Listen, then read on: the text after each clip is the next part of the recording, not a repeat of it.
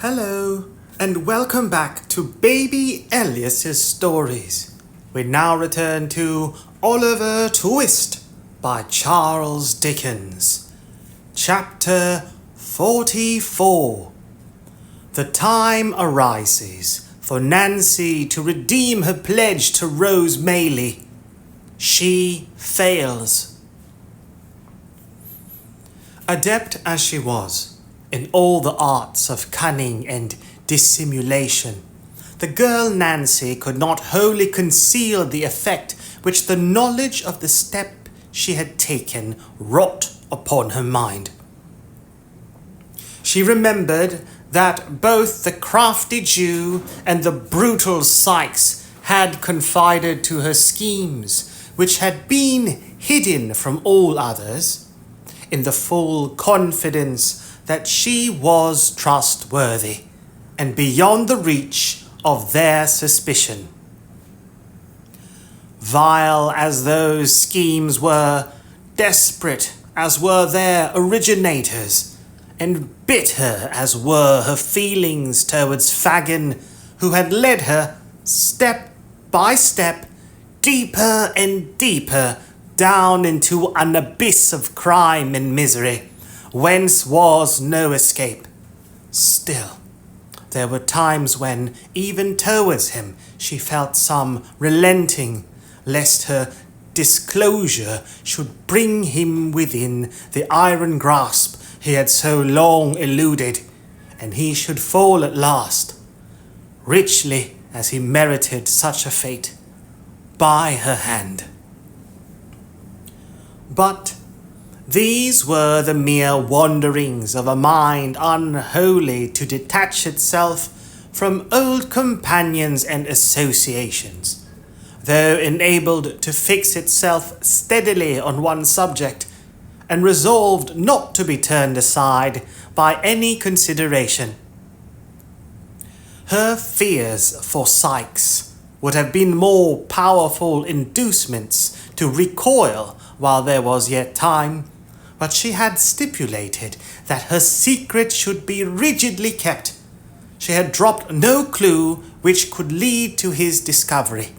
She had refused, even for his sake, a refuge from all the guilt and wretchedness that encompasses her. And what more could she do? She was resolved. Though all her mental struggles terminated in this conclusion, they forced themselves upon her again and again, and left their traces too. She grew pale and thin, even within a few days. At times, she took no heed of what was passing before her, or no part in conversations where once she would have been the loudest. At other times, she laughed without merriment, and was noisy without a moment afterwards.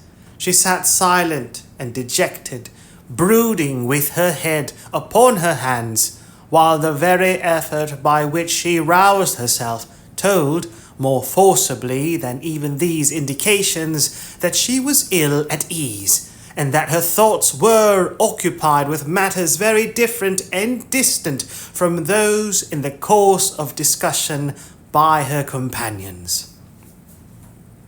It was Sunday night, and the bell of the nearest church struck the hour. Sykes and the Jew were talking, but they paused to listen. The girl looked up from the low seat on which she crouched, and listened too. 11. "An hour this side of midnight," said Sykes, raising the blind to look out and returning to his seat. "Dark and heavy it is too. A good night for business, this." "Ah," replied Fagin, "what a pity, Bill, my dear, that there's none quite ready to be done." "You're right for once," replied Sykes gruffly. "It is a pity, for I'm in the humour too." Fagin sighed, and shook his head despondingly. "We must make up for lost time when we've got things into a good train. That's all I know," said Sykes. That's the way to talk, my dear, replied Fagin, venturing to pat him on the shoulder. It does me good to hear you. Does you good, does it? Cried Sykes. Well, so be it. Laughed Fagin, as he were relieved by even this concession. You're like yourself tonight, Bill, quite like yourself. I don't feel like myself when you lay that withered old claw on my shoulder, so take it away, said Sykes, casting off the Jew's hand. It make you nervous, Bill? Reminds you of being nabbed, does it? Said Fagin, determined not to be offended. Reminds me of being nabbed by the devil, returned Sykes. There never was another man with such a face as yours, unless it was your father, and I suppose he is singeing his grizzled red beard by this time. And I suppose he is singeing his grizzled red beard by this time, unless you came straight from the old un without any father at all betwixt you, which I shouldn't wonder at a bit. Fagin offered no reply to this compliment, but, pulling Sykes by the sleeve, pointed his finger towards Nancy, who had taken advantage of the foregoing conversation to put on her bonnet and was now leaving the room. "Hallo!" cried Sykes. "Nance, where's the gal going to at this time of night?" "Not far." "What answer's that?" retorted Sykes. "Do you hear me?" "I don't know where," replied the girl. "Then I do," said Sykes, more in the spirit of obstinacy than because he had any real objection to the girl's going where she listed. "Nowhere. Sit down." "I'm not well. I told you that before," rejoined the girl. "I want a breath of air." "Put your head out of the winder," replied Sykes. "There's not enough there," said the girl. "I want it in the street." "Then you won't have it," replied Sykes, with which assurance he rose, locked the door, took the key out, and pulling her bonnet from her head, flung it up to the top of an old press. "There," said the robber. "Now stop quietly where you are, will you?" "It's not such a matter as a bonnet would keep me," said the girl, turning very pale. "What do you mean, Bill? Do you know what you're doing?" "Know what I'm—" "Oh!" cried Sykes, turning to Fagin. "She's out of her senses, you know, or she daren't talk to me in that way." "You'll drive me on to something desperate," muttered the girl, placing both hands upon her breast, as though to keep down by force some violent outbreak. "Let me go, will you? This minute! This instant!" "No," said Sykes. "Tell him to let me go, Fagin. He had better. It'll be better for him. Do you hear me?" cried Nancy, stamping her foot upon the ground. "Hear you?" repeated Sykes, turning round in his chair to confront her. "Aye, and if I hear you for half a minute longer, the dog shall have such a grip on your throat as'll tear some of that screaming voice out. What has come over you? What has come over you, you jade? What is it?" "Let me go," said the girl with great earnestness. Then, sitting herself down on the floor before the door, she said, "Bill, let me go. You don't know what you are doing. You don't indeed. For only 1 hour. Do! "Cut my limbs off one by one," cried Sykes, seizing her roughly by the arm. "If I don't think the gal's stark raving mad. Get up!" "Not till you let me go! Not till you let me go! Never! Never!" screamed the girl. Sykes looked on for a minute, watching his opportunity, and suddenly pinioning her hands, dragged her, struggling and wrestling with him by the way, into a small room adjoining, where he sat himself on a bench and, thrusting her into a chair, held her down by force. She struggled and implored by turns until 12 o'clock had struck, and then, wearied and exhausted, ceased to contest the point any further. With a caution backed by many oaths to make no more efforts to go out that night, Sykes left her to recover at leisure and rejoined Fagin. "Phew!" said the housebreaker, wiping the perspiration from his face. "What a precious strange gal that is!" "You may say that, Bill," replied Fagin thoughtfully. "You may say that." "What did she take it into her head to go out to nightfall, do you think?" asked Sykes. "Come, you should know her better than me. What does it mean?" "What does it mean?" "Obstinacy. Women's obstinacy, I suppose, my dear." "Well, I suppose it is," growled Sykes. "I thought I had tamed her, but she's as bad as ever." "Worse," said Fagin thoughtfully. "I never knew her like this, for such a little cause." "Nor I," said Sykes. "I think she's got a touch of that fever in her blood yet, and it won't come out, eh?" "Like enough." "I'll let her a little blood without troubling the doctor if she's took that way again," said Sykes. Fagin nodded an expressive approval of this mode of treatment. "She was hanging about me all day, and night too, when I was stretched on my back, and you, like a black-hearted wolf as you are, kept yourself aloof," said Sykes. "We was poor too, all the time, and I think, one way or other, it's worried and fretted her, and that being shut up here so long has made her restless, eh?"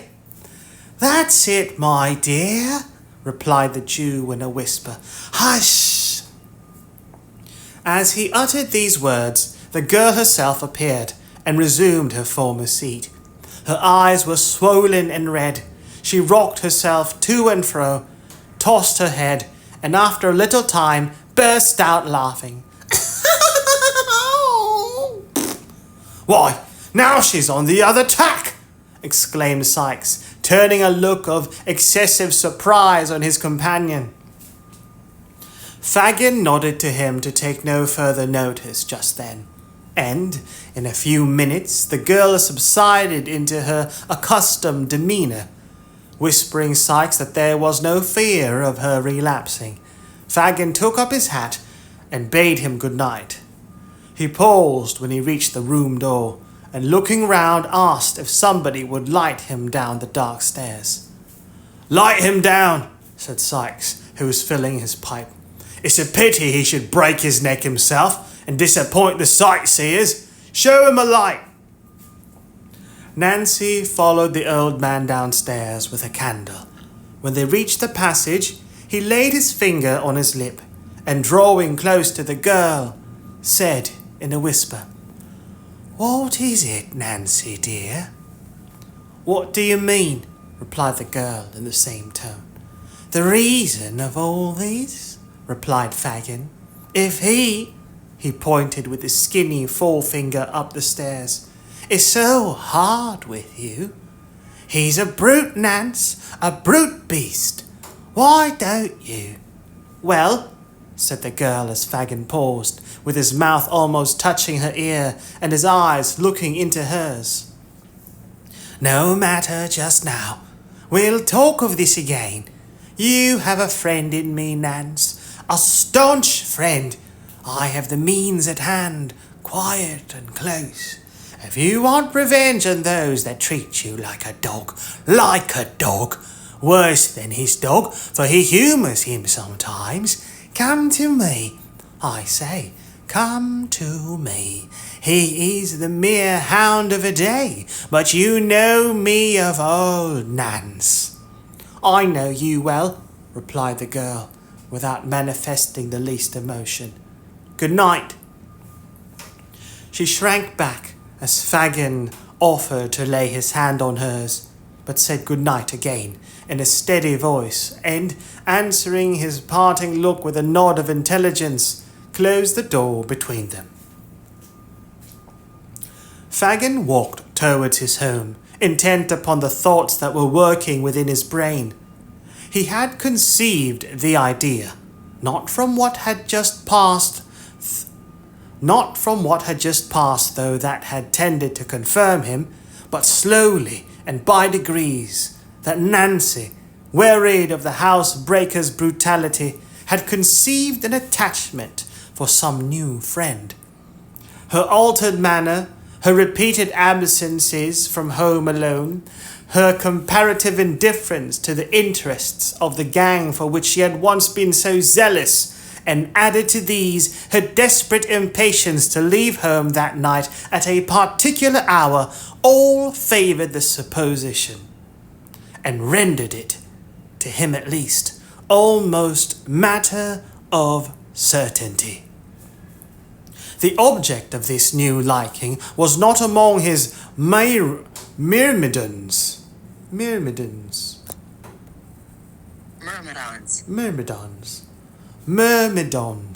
a follower or subordinate of a powerful person, typically one who is unscrupulous or carries out orders unquestioningly. Myrmidon. The object of this new liking was not among his myrmidons. He would be a valuable acquisition with such an assistant as Nancy, and must, thus Fagin argued, be secured without delay. There was another and a darker object to be gained. Sykes knew too much, and his ruffian taunts had not gulled Fagin the less.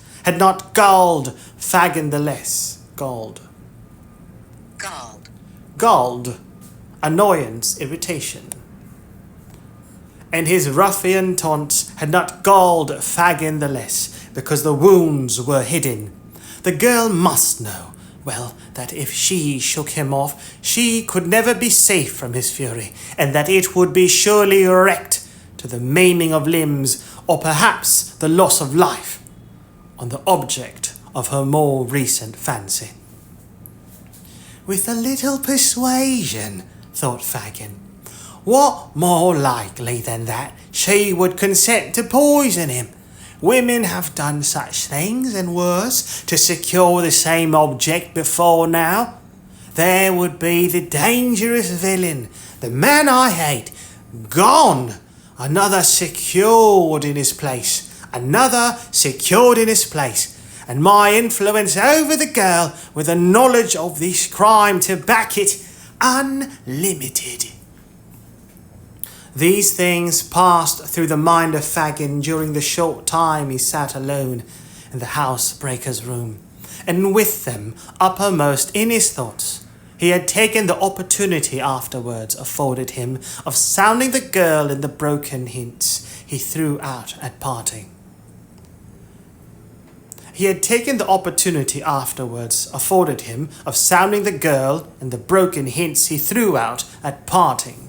There was no expression of surprise, no assumption of an inability to understand his meaning. The girl clearly comprehended it. Her glance at parting showed that. But perhaps she would recoil from a plot to take the life of Sykes, and that was one of the chief ends to be attained. How, thought Fagin as he crept homeward, can I increase my influence with her? What new power can I acquire? Such brains are fertile in expedients. If, without extracting a confession from herself, he laid a watch, discovered the object of her altered regard, and threatened to reveal the whole history to Sykes, of whom she stood in no common fear, unless she entered into his designs, could he not secure her compliance?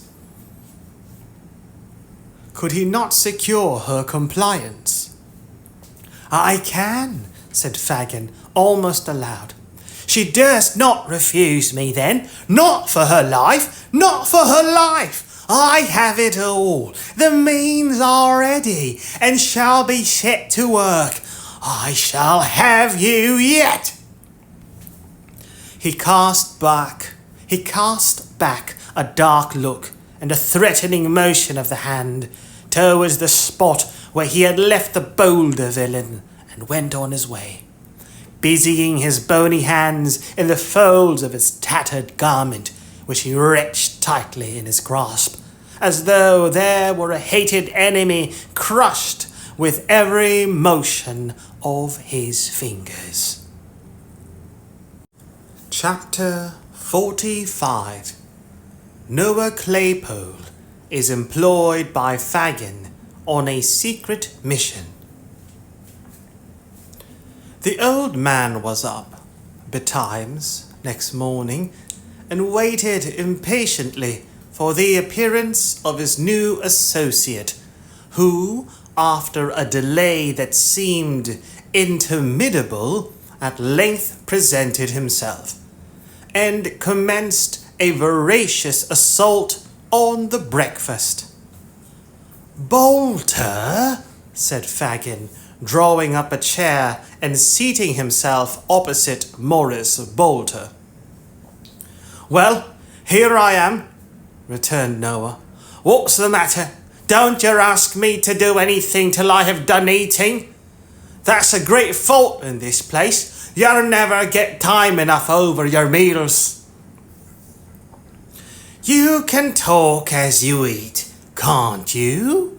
said Fagin, cursing his dear young friend's greediness from the very bottom of his heart. "Oh yes, I can talk. I get on better when I talk," said Noah, cutting a monstrous slice of bread. "Where's Charlotte?" "Out," said Fagin. "I sent her out this morning with the other young woman because I wanted us to be alone." "Oh," said Noah, "I wish you'd ordered her to make some buttered toast first. Well, talk away. You won't interrupt me." There seemed, indeed, no great fear of anything interrupting him, as he had evidently sat down with a determination to do a great deal of business. "You did well yesterday, my dear," said Fagin. "Beautiful! 6 shillings and 9 halfpenny on the very first day. The kitchen lay will be a fortune to you. Don't you forget to add 3 pint pots and a milk can," said Mr. Bolter. No, my dear. The pint pots were great strokes of genius, but the milk can was a perfect masterpiece." "Pretty well, I think, for a beginner," remarked Mr. Bolter complacently. "The pots I took off airy railings, and the milk can was standing by itself outside a public house. I thought it might get rusty with the rain, or catch cold, you know. Eh?" Fagin affected to laugh very heartily. And Mr. Bolter, having had his laugh out, took a series of large bites, which finished his first hunk of bread and butter, and assisted himself to a second. "I want you, Bolter," said Fagin, leaning over the table, "to do a piece of work for me, my dear, that needs great care and caution." "I say," rejoined Bolter, "don't you go shoving me into danger, or sending me any more of your police officers. That don't suit me, that don't. And so I tell you." "That's not the smallest danger in it, not the very smallest," said the Jew. "It's only to dodge a woman." "An old woman?" demanded Mr. Bolter. "A young one," replied Fagin. "I can do that pretty well, I know," said Bolter. "I was a regular cunning sneak when I was at school. What am I to dodge her for? Not to do anything, but to tell me where she goes, who she sees, and if possible, what she says. to remember the street, if it is a street, or the house, if it is a house, and to bring me back all the information you can." "What'll yer give me?" asked Noah, setting down his cup and looking his employer eagerly in the face. "If you do it well, £1, my dear. £1, said Fagin, wishing to interest him in the scent as much as possible. "And that's what I never gave yet, for any job of work where there wasn't valuable consideration to be gained." "Who is she?" inquired Noah. "One of us."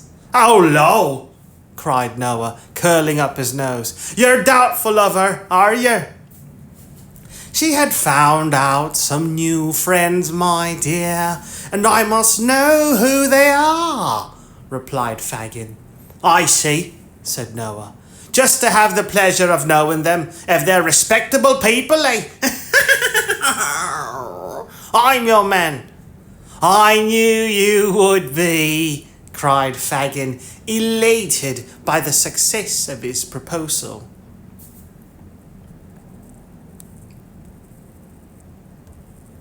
Of course, replied Noah. "Where is she? Where am I to wait for her? Where am I to go?" "All that, my dear, you shall hear from me. I'll point her out at the proper time," said Fagin. "You keep ready and leave the rest to me." That night, and the next again, the spy sat booted and equipped in his carter's dress, ready to turn out at a word from Fagin. 6 nights passed, 6 long weary nights, and on each Fagin came home with a disappointed face, and briefly intimated that it was not yet time.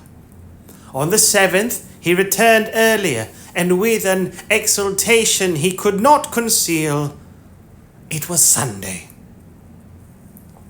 On the 7th he returned earlier, and with an exultation he could not conceal, it was Sunday. "She goes abroad tonight," said Fagin, "and on the right errand, I'm sure, for she has been alone all day, and the man she is afraid of will not be back much before daybreak. Come with me, quick!" Noah started up without saying a word, for the Jew was in a state of such intense excitement that it infected him. They left the house stealthily, and hurrying through a labyrinth of streets, arrived at length before a public house, which Noah recognized as the same in which he had slept on the night of his arrival in London. It was past 11 o'clock, and the door was closed. It opened softly on its hinges as Fagin gave a low whistle. They entered without noise, and the door was closed behind them. Scarcely venturing to whisper, but substituting dumb show for words, Fagin and the young Jew who had admitted them pointed out the pane of glass to Noah, and signed to him to climb up and observe the person in the adjoining room. "Is that the woman?" he asked, scarcely above his breath. Fagin nodded yes. "I can't see her face well," whispered Noah. "She is looking down, and the candle is behind her." "Stay there," whispered Fagin. He signed to Barney, who withdrew. In an instant the lad entered the room adjoining, and, under pretense of snuffing the candle, moved it in the required position, and, speaking to the girl, caused her to raise her face. "I see her now," cried the spy. "Plainly. I should know her among 1,000. He hastily descended as the room door opened, and the girl came out. Fagin drew him behind a small partition which was curtained off, and they held their breaths as she passed within a few feet of their place of concealment, and emerged by the door at which they had entered. "Hist!" cried the lad who held the door. "Down!" Noah exchanged a look with Fagin and darted out. "To the left," whispered the lad. "Take the left hand and keep on the other side." He did so, and by the light of the lamps saw the girl's retreating figure, already at some distance before him. He advanced as near as he considered prudent, and kept on the opposite side of the street, the better to observe her motions. She looked nervously round, twice or thrice, and once stopped to let two men who were following close behind her pass on. She seemed to gather courage as she advanced, and to walk with a steadier and firmer step. The spy preserved the same relative distance between them and followed, with his eye upon her. Chapter 46. The Appointment Kept. The church clocks chimed 11:15 as two figures emerged on London Bridge. One which advanced with a swift and rapid step,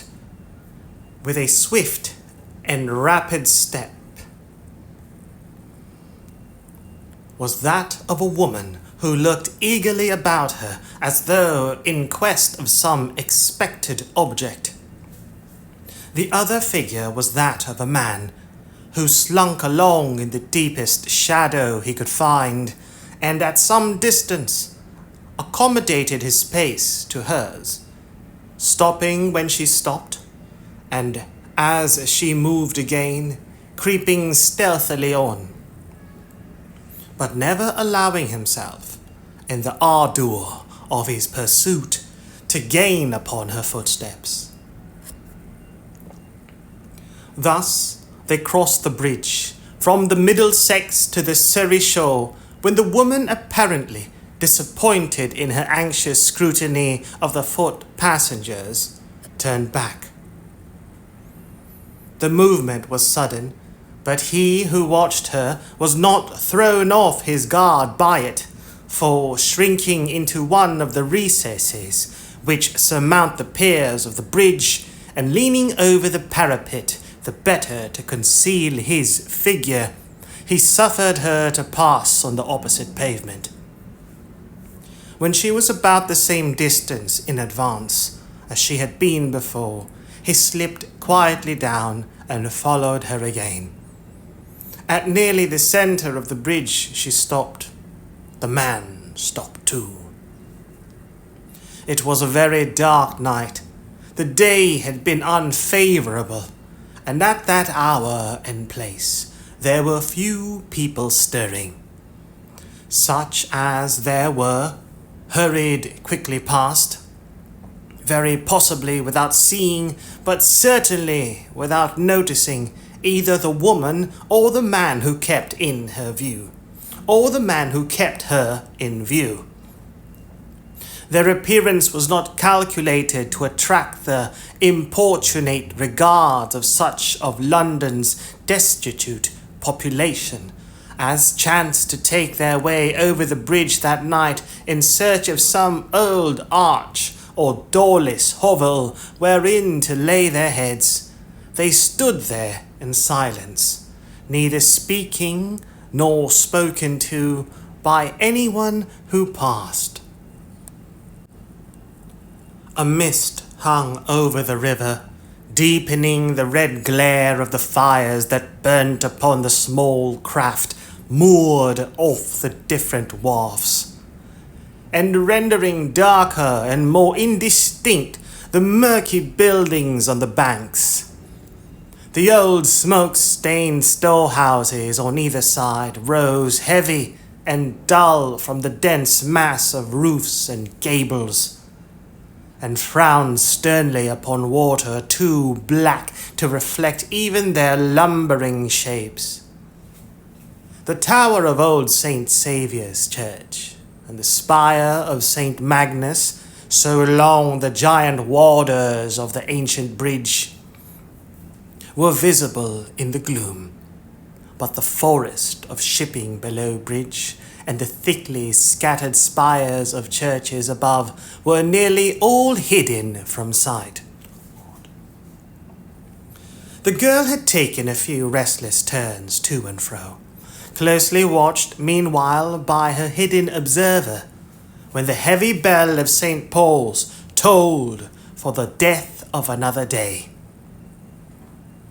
Midnight had come upon the crowded city. The palace, the night cellar, the jail, the madhouse, the chambers of birth and death, of health and sickness, the rigid face of the corpse and the calm sleep of the child. Midnight was upon them all. The hour had not struck 2 minutes when a young lady, accompanied by a grey-haired gentleman, alighted from a hackney carriage within a short distance of the bridge, and, having dismissed the vehicle, walked straight towards it.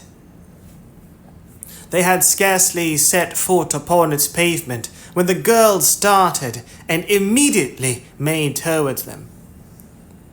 They walked onward, looking about them with the air of persons who entertained some very slight expectation which had little chance of being realized, when they were suddenly joined by this new associate.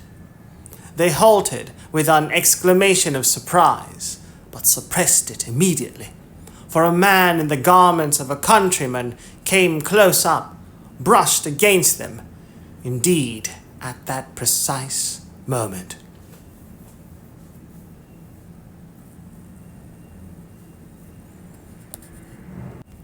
"Not here," said Nancy hurriedly. "I'm afraid to speak to you here. Come away, out of the public road, down the steps yonder." As she uttered these words and indicated with her hand the direction in which she wished them to proceed, the countryman looked round, and roughly asking what they took up the whole pavement for, passed on. The steps to which the girl had pointed were those which, on the Surrey bank, and on the same side of the bridge is St. Saviour's Church, from a landing stairs from the river. To this spot the man bearing the appearance of a countryman hastened unobserved, and after a moment's survey of the place, he began to descend. These stairs are a part of the bridge. They consist of 3 flights. Just below the end of the second, going down, the stone wall on the left terminates in an ornamental pilaster facing towards the Thames. Pilaster, a rectangular column, especially one projecting from a wall. Pilaster. Pilaster. Pilaster. The stone wall on the left terminates in an ornamental pilaster facing towards the Thames.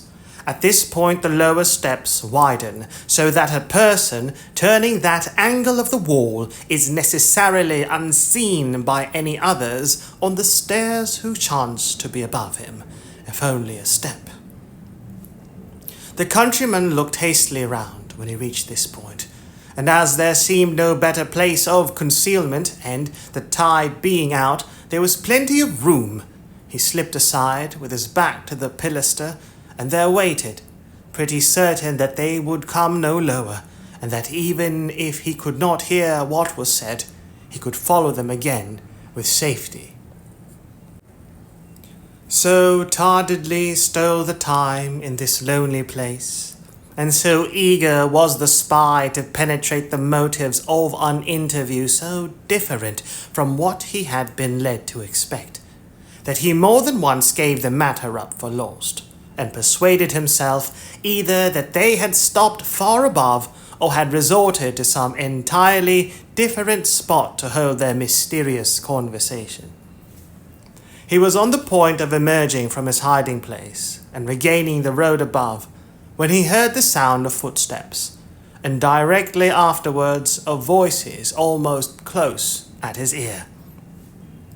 He drew himself straight upright against the wall and, scarcely breathing, listened attentively. "This is far enough," said a voice, which was evidently that of a gentleman. "I will not suffer the young lady to go any farther. Many people would have distrusted you too much to have come even so far, but you see I am willing to humour you." "To humour me?" cried the voice of the girl whom he had followed. "You're considerate indeed, sir, to humour me. Well, well, it's no matter." "Why, for what?" said the gentleman in a kinder tone. "For what purpose can you have brought us to this strange place? Why not have let me speak to you? Why not have let me speak to you? Above there, where it is light, and there is something stirring, instead of bringing us to this dark and dismal hole." "I told you before," replied Nancy, "that I was afraid to speak to you there. I don't know why it is," said the girl, shuddering, "but I have such a fear and dread upon me tonight that I can hardly stand." "A fear of what?" asked the gentleman, who seemed to pity her. "I scarcely know of what," replied the girl. "I wish I did. Horrible thoughts of death, and shrouds with blood upon them, and a fear that has made me burn as if I was on fire, have been upon me all day. I was reading a book tonight to while the time away, and the same things came into the print." "Imaginations," said the gentleman, soothing her. "No imagination," replied the girl in a hoarse voice. "I'll swear I saw coffin written in every page of the book in large black letters. Ay, and they carried one close to me in the streets tonight." "There is nothing unusual in that," said the gentleman. "They have passed me often." "Real ones," rejoined the girl. "This was not."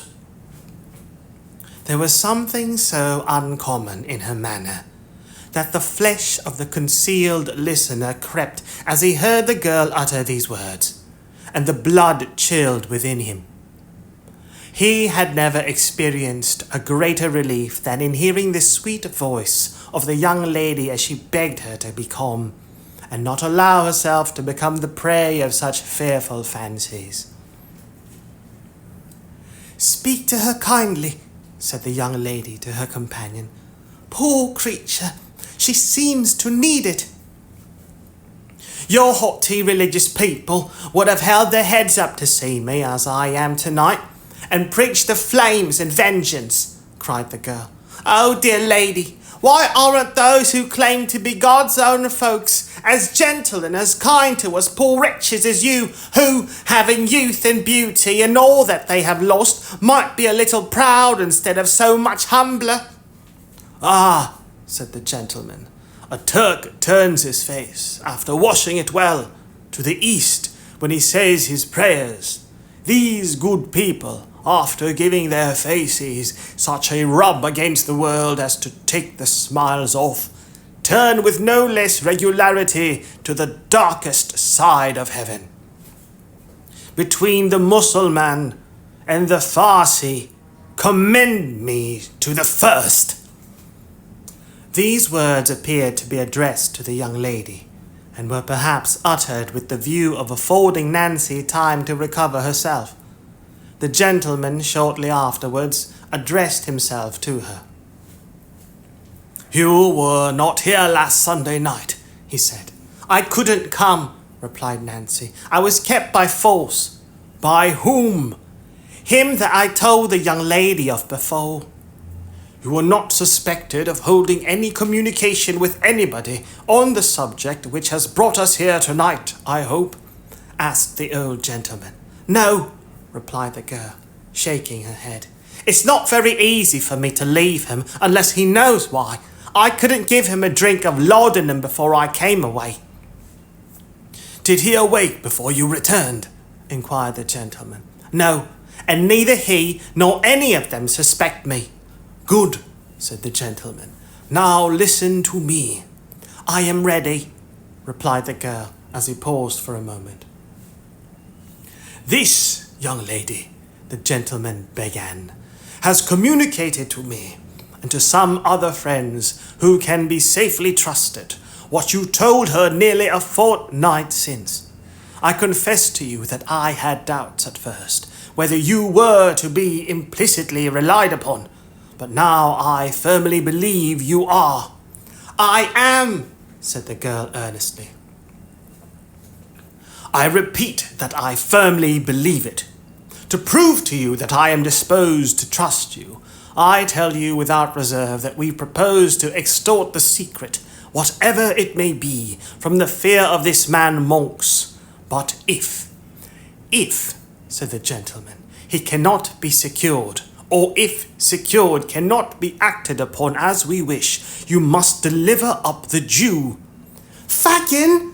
cried the girl, recoiling. "That man must be delivered up by you," said the gentleman. "I will not do it! I will never do it!" replied the girl.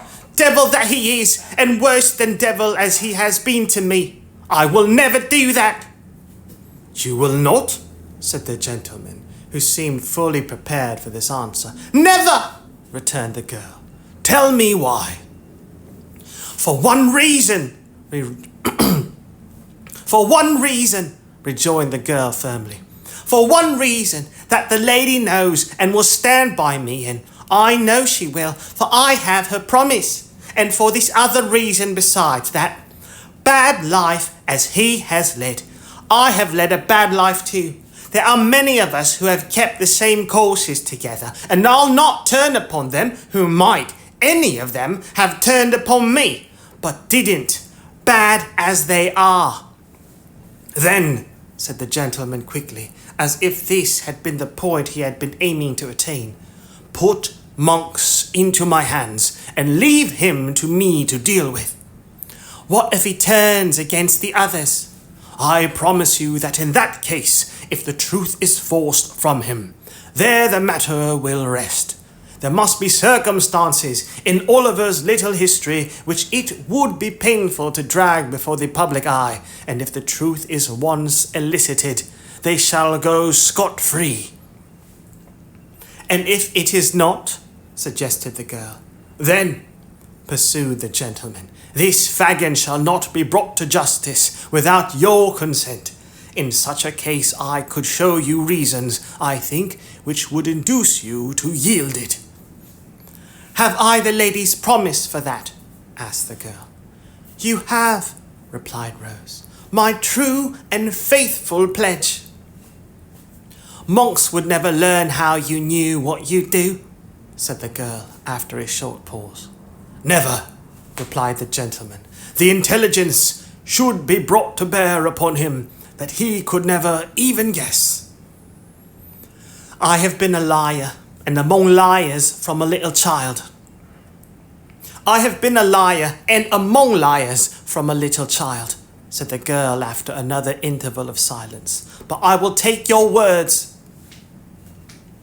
After receiving an assurance from both that she might safely do so, she proceeded in a voice so low that it was often difficult for the listener to discover even the purport of what she said, to describe by name and situation the public house whence she had been followed that night. From the manner in which she occasionally paused, it appeared as if the gentleman were making some hasty notes of the information she communicated.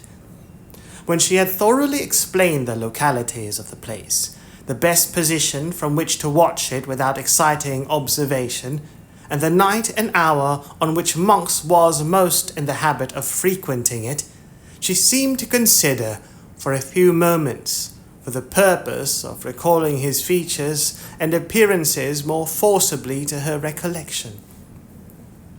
"He is tall," said the girl, "and a strongly made man, but not stout. He has a lurking walk, and as he walks, constantly looks over his shoulder, first on one side and then on the other. Don't forget that, for his eyes are sunk in his head so much deeper than any other man's that you might almost tell him by that alone. His face is dark, like his hair and eyes, and although he can't be more than 6 or 8 and 20, withered and haggard, his lips are often discoloured and disfigured with the marks of teeth, for he has desperate fits, and sometimes even bites his hands and covers them with wounds. Why did you start? Said the girl, stopping suddenly. The gentleman replied in a hurried manner that he was not conscious of having done so, and begged her to proceed. Part of this, said the girl, I have drawn out from other people at the house I tell you of, for I have only seen him twice, and both times he was covered up in a large cloak. I think that's all I can give you to know him by. Stay, though, she added, upon his throat, so high that you can see a part of it below his neckerchief when he turns his face. There is a broad red mark, like a burn or scald, cried the gentleman. How's this? Said the girl. You know him! The young lady uttered a cry of surprise, and for a few moments they were so still that the listener could distinctly hear them breathe. I think I do, said the gentleman, breaking silence. I should, by your description. We shall see. Many people are singularly like each other. It may not be the same. As he expressed himself to this effect, with assumed carelessness, he took a step or two nearer the concealed spy, as the latter could tell from the distinctness with which he heard him mutter, It must be he! Now, he said, returning, so it seemed by the sound, to the spot where he had stood before. You have given us most valuable assistance, young woman, and I wish you to be the better for it. What can I do to serve you? Nothing, replied Nancy. You will not persist in saying that, rejoined the gentleman with a voice and emphasis of kindness that might have touched a much harder and more obdurate heart. Obdurate. Stubbornly refusing to change one's opinion or course of action. Stubborn, obdurate. You will not persist in saying that, rejoined the gentleman with a voice and emphasis of kindness that might have touched a much harder and more obdurate heart. Think now, tell me. Nothing, sir, rejoined the girl, weeping. You can do nothing to help me. I am past all hope indeed. You put yourself beyond its pale, said the gentleman. The past has been a dreary waste with you, of youthful energies misspent and such priceless treasures lavished as the Creator bestows but once and never grants again. But for the future you may hope. I do not say that it is in our power to offer you peace of heart and mind, for that must come as you seek it. But a quiet asylum, either in England or, if you fear to remain here, in some foreign country, it is not only within the compass of our ability, but our most anxious wish to secure you. Before the dawn of morning, before this river wakes to the first glimpse of daylight, you shall be placed as entirely beyond the reach of your former associates, and leave as utter an absence of all trace behind you, as if you were to disappear from the earth this moment. Come, I would not have you go back to exchange one word with any old companion, or take one look at any old haunt, or breathe the very air which is pestilence and death to you. Quit them all while there is time and opportunity. She will be persuaded now, cried the young lady. She hesitates, I am sure. I fear not, my dear, said the gentleman. No, sir, I do not, replied the girl, after a short struggle. I am chained to my old life. I loathe and I hate it now, but I cannot leave it. I must have gone too far to turn back, and yet I don't know, for if you had spoken to me so some time ago, I should have laughed it off. But, she said, looking hastily round, this fear comes over me again. I must go home. Home, repeated the young lady, with great stress upon the word. Home, lady, rejoined the girl, to such a home as I have raised for myself, with the work of my whole life. Let us part. I shall be watched as seen. Go! Go! If I have done you any service, all I ask is that you leave me and let me go my way alone." "It is useless," said the gentleman with a sigh. "We compromise her safety, perhaps by staying here. We may have detained her longer than she expected already." "Yes, yes," urged the girl, "you have." "What," cried the young lady, "can be the end of this poor creature's life?" "What?" repeated the girl. "Look before you, lady. Look at that dark water. How many times do you read of such as I who spring into the tide and leave no living thing to care for or bewail them? It may be years hence, it may be only months, but I shall come to that at last." "Do not speak thus, pray," returned the young lady, sobbing. "It will never reach your ears, dear lady, and God forbid such horrors should," replied the girl. "Good night! Good night!" The gentleman turned away. "This purse," cried the young lady, "take it for my sake, that you may have some resource in an hour of need and trouble." "No," replied the girl, "I have not done this for money. Let me have that to think of, and yet give me something that you have worn. I should like to have something. No, not a ring. Your gloves, a handkerchief, anything that I can keep as having belonged to you, sweet lady. There, bless you. God bless you. Good night, good night." The violent agitation of the girl and the apprehension of some discovery which would subject her to ill usage and violence seemed to determine the gentleman to leave her, as she requested. The sound of retreating footsteps were audible, and the voices ceased. The two figures of the young lady and her companion soon afterwards appeared upon the bridge. They stopped at the summit of the stairs. "Hark!" cried the young lady, listening. "Did she call? I thought I heard her voice." "No, my love," replied Mr. Brownlow, looking sadly back. "She has not moved, and will not till we are gone." Rose Maylie lingered, but the old gentleman drew her arm through his and led her, with gentle force, away.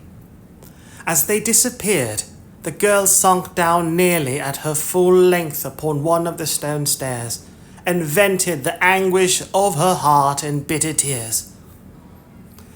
After a time she arose, and with feeble and tottering steps ascended the street.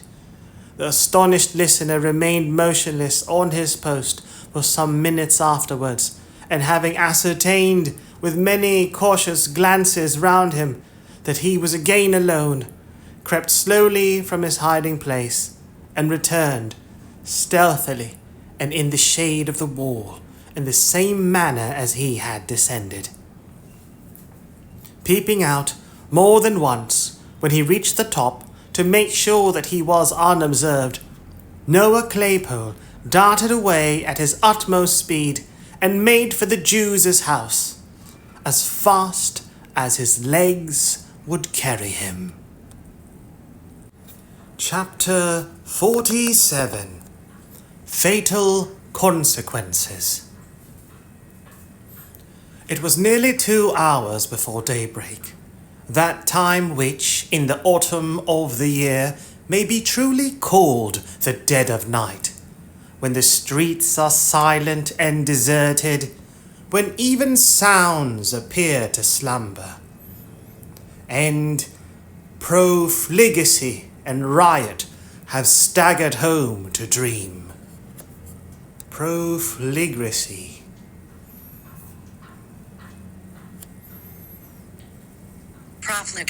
Profligacy.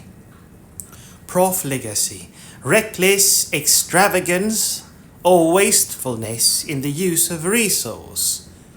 Licentious or dissolute behavior. Profligacy.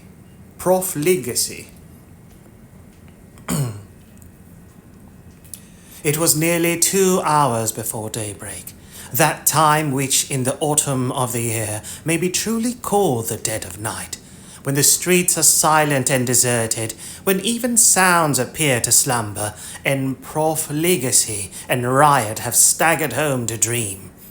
It was at this still and silent hour that Fagin sat watching in his old lair, with face so distorted and pale, and eyes so red and bloodshot that he looked less like a man than like some hideous phantom moist from the grave and worried by an evil spirit. He sat crouching over a cold hearth, wrapped in an old torn coverlet, with his face turned towards a wasting candle that stood upon a table by his side. His right hand was raised to his lips, and as, absorbed in thought, he hit his long black nails, he disclosed among his toothless gums a few such fangs as should have been a dog's or a rat's. Stretched upon a mattress on the floor lay Noah Claypole, fast asleep. Towards him the old man sometimes directed his eyes for an instant, and then brought them back again to the candle, which, with a long burnt wick drooping almost double, and hot grease falling down in clots upon the table, plainly showed that his thoughts were busy elsewhere. Indeed, they were. Mortification at the overthrow of his notable scheme, hatred of the girl who had dared to palter with strangers, and utter distrust of the sincerity of her refusal to yield him up. Bitter disappointment at the loss of his revenge on Sykes. The fear of detection and ruin and death, and a fierce and deadly rage kindled by all. These were the passionate considerations which, following close upon each other with a rapid and ceaseless whirl, shot through the brain of Fagin, as every evil thought and blackest purpose lay working at his heart. He sat without changing his attitude in the least, or appearing to take the smallest heed of time, until his quick ear seemed to be attracted by a footstep in the street. "At last," he muttered, wiping his dry and fevered mouth. "At last!" The bell rang gently as he spoke. Cling, cling, cling. He crept upstairs to the door, and presently returned, accompanied by a man muffled to the chin, who carried a bundle under one arm. Sitting down and throwing back his outer coat, the man displayed the burly frame of Sykes. "There," he said, laying the bundle on the table. "Take care of that, and do the most you can with it. It's been trouble enough to get. I thought I should have been here 3 hours ago."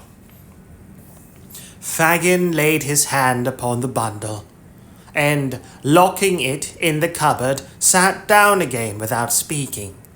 But he did not take his eyes off the robber for an instant during this action.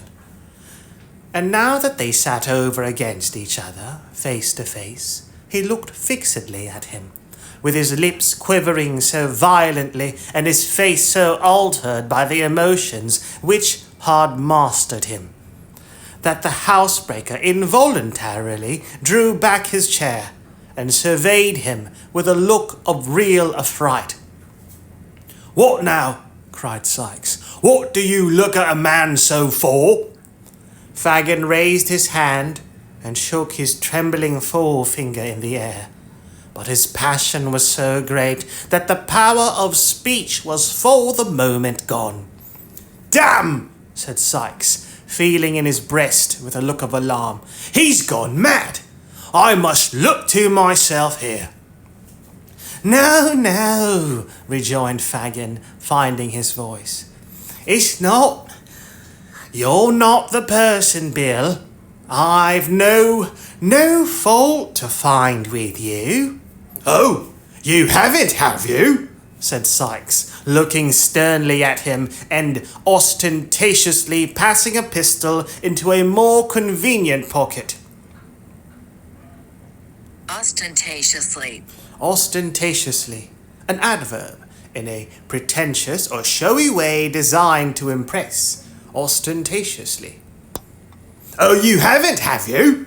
Said Sykes, looking sternly at him and ostentatiously passing a pistol into a more convenient pocket.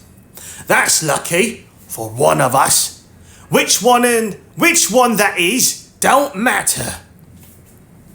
I've got that to tell you, Bill, said Fagin, drawing his chair nearer. We'll make you worse than me. Eh? Returned the robber with an incredulous air. Tell away! Look sharp, or Nance will think I'm lost. Lost? Cried Fagin. She has pretty well settled that in her own mind already. Sykes looked with an aspect of great perplexity into the Jew's face, and reading no satisfactory explanation of the riddle there, clenched his coat collar in his huge hand and shook him soundly. Speak, will you? He said, or if you don't, it shall be for want of breath. Open your mouth and say what you've got to say in plain words. Out with it, you thundering old cur! Out with it! Suppose that lad that's laying there, Fagin began. Sykes turned round to where Noah was sleeping, as if he had not previously observed him. Well, he said, resuming his formal position. Suppose that lad, pursued Fagin, was to peach, to blow upon us all, first seeking out the right folks for the purpose, and then having a meeting with them in the street to paint our likenesses, described every mark that they might know us by, and the crib where we might most easily taken. Suppose he was to do all this, and besides to blow upon a plant we've all been in, more or less of his own fancy, not grabbed, trapped, tried, earwigged by the parson and brought to it on bread and water, but of his own fancy, to please his own taste, stealing out at night to find those most interested against us and peaching to them. Do you hear me? Cried the Jew, his eyes flashing with rage. Suppose he did all this. What then? What then? Replied Sykes, with a tremendous oath. If he was left alive till I came, I'd grind his skull under the iron heel of my boot into as many grains as there are hairs upon his head. What if I did it? Cried Fagin, almost in a yell. I, that know so much and could hang so many besides myself. I don't know, replied Sykes, clenching his teeth and turning white at the mere suggestion. I'd do something in the jail that you'd get me put in irons. I'd do something in the jail that'd get me put in irons, and if I was tried along with you, I'd fall upon you with them in the open court and beat your brains out of all the people. I should have such strength, muttered the robber, poising his brawny arm, that I could smash your head as if a loaded wagon had gone over it. You would? Would I? Said the housebreaker. Try me. If it was Charlie, or the Dodger, or Bet, or I don't care who, replied Sykes impatiently. Whoever it was, I'd serve them the same. Fagin looked hard at the robber, and motioning him to be silent, stooped over the bed upon the floor, and shook the sleeper to rouse him. Sykes leaned forward in his chair, looking on with his hands upon his knees, as if wondering much what all this questioning and preparation was to end in. "Bolter! Bolter! Poor lad!" said Fagin, looking up with an expression of devilish anticipation, and speaking slowly and with marked emphasis. "He's tired with watching for her so long. Watching for her, Bill." "What do you mean?" asked Sykes, drawing back. Fagin made no answer, but bending over the sleeper again, hauled him into a sitting posture. When his assumed name had been repeated several times, Noah rubbed his eyes, and giving a heavy yawn, looked sleepily about him.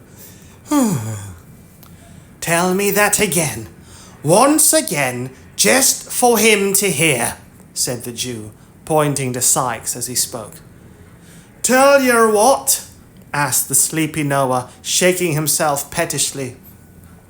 "That about Nancy," said Fagin, clutching Sykes by the wrist as if to prevent his leaving the house before he had heard enough. "You followed her?" "Yes." "To London Bridge?" "Yes." "Where she met two people?" "So she did."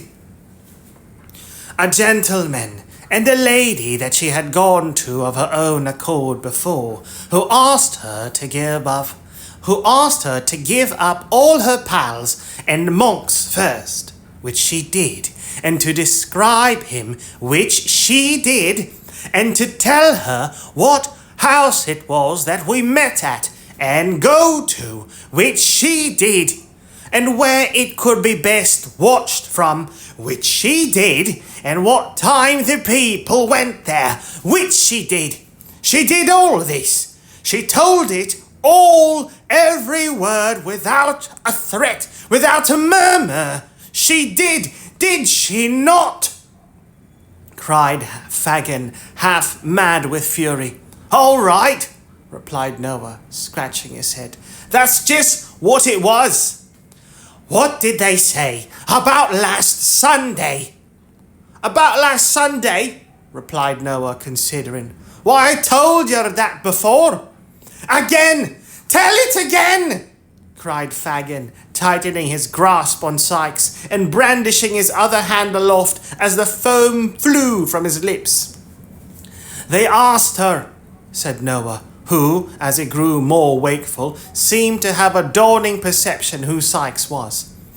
"They asked her why she didn't come last Sunday, as she promised. She said she couldn't." Why? Tell him that."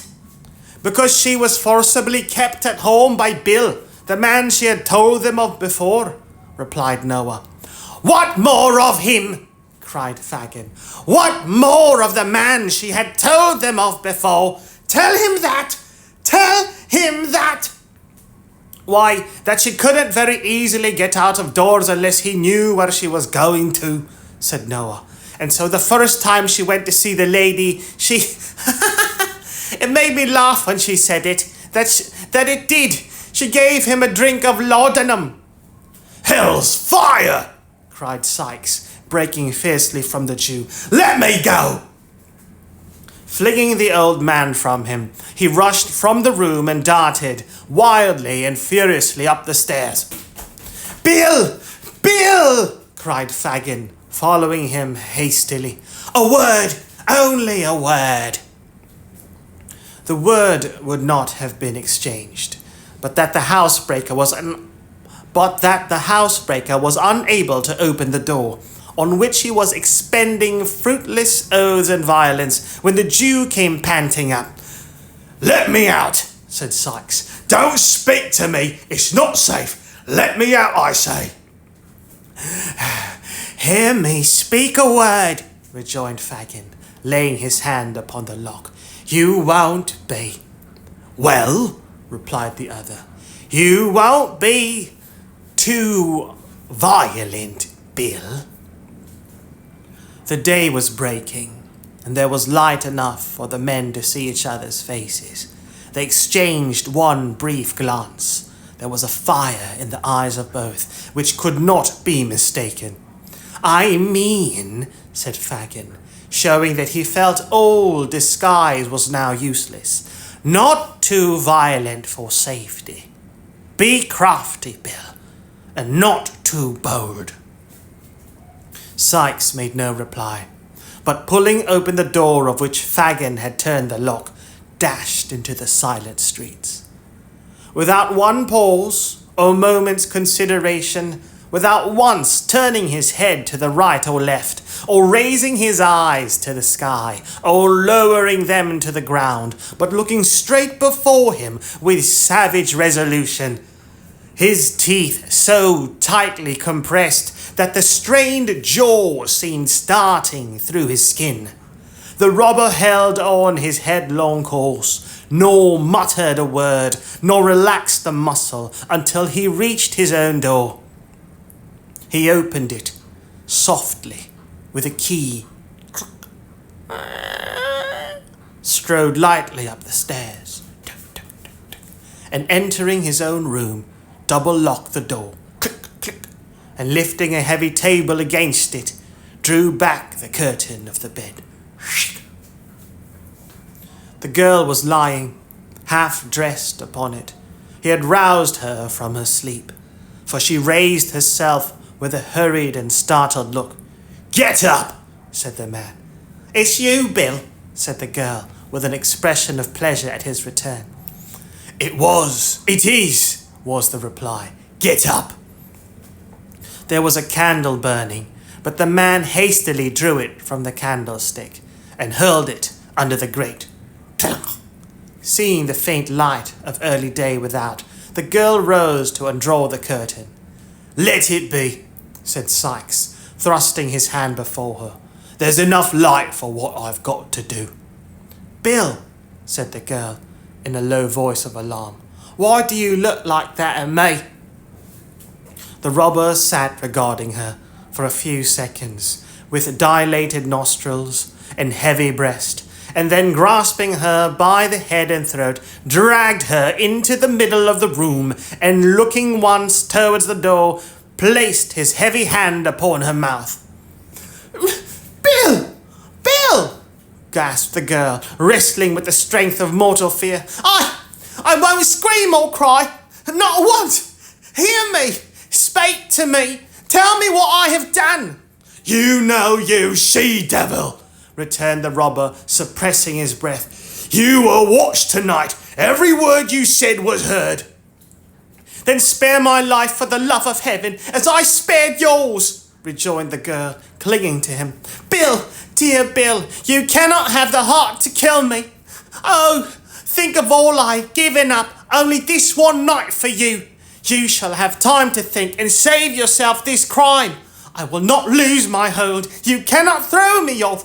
Bill, for dear God's sake, for your own, for mine, stop before you spill my blood. I have been true to you, upon my guilty soul I have." The man struggled violently to release his arms, but those of the girl were clasped round his, and tear her as he would, he could not tear them away. "Bill!" cried the girl, striving to lay her head upon his breast. "The gentleman and that dear lady told me tonight of a home in some foreign country where I could end my days in solitude and peace. Let me see them again and beg them on my knees to show the same mercy and goodness to you, and let us both leave this dreadful place, and fare apart lead better lives and forget how we have lived, except in prayers, and never see each other more. It is never too late to repent. They told me so. I feel it now, but we must have time. A little time."